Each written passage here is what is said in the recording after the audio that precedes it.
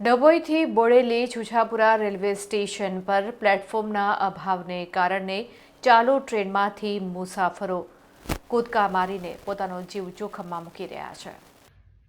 ભારતીય રેલવે એક તરફ આધુનિકીકરણ અને અમૃત ભારત સ્ટેશન યોજના હેઠળ કરોડો રૂપિયાનો ખર્ચ કરી રહી છે, ત્યારે બીજી તરફ ડભોઈ બોડેલી લાઇન ઉપર આવેલું છુછાપુરા રેલવે સ્ટેશન તંત્રની ઘોર બેદરકારીનો નમૂનો બની રહ્યું છે।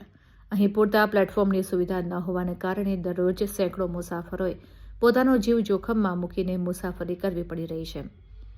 ડભોઈ તરફથી આવતી ટ્રેન અને બોડેલી તરફથી આવતી ટ્રેન છુછાપુરા સ્ટેશને ક્રોસિંગ માટે ભેગી થાય છે, ત્યારે મોટી મુશ્કેલી સર્જાય છે। સ્ટેશન પર એક જ મુખ્ય પ્લેટફોર્મ હોવાથી બીજી ટ્રેન પ્લેટફોર્મ વગરના ટ્રેક પર ઊભી રાખવામાં આવે છે। બીજા ટ્રેક પર પ્લેટફોર્મ ન હોવાથી ટ્રેન અને જમીન વચ્ચેનું અંતર ઘણું વધી જાય છે। વૃદ્ધો, મહિલાઓ અને બાળકોએ ટ્રેનના ઊંચા પગથિયા પરથી નીચે કૂદવું પડે છે અથવા જીવના જોખમે નીચે ઉતરવું પડે છે। ત્યારે મુસાફરોમાં રોષ જોવા મળી રહ્યો છે અને તંત્ર સામે સવાલ પણ ઉઠી રહ્યા છે।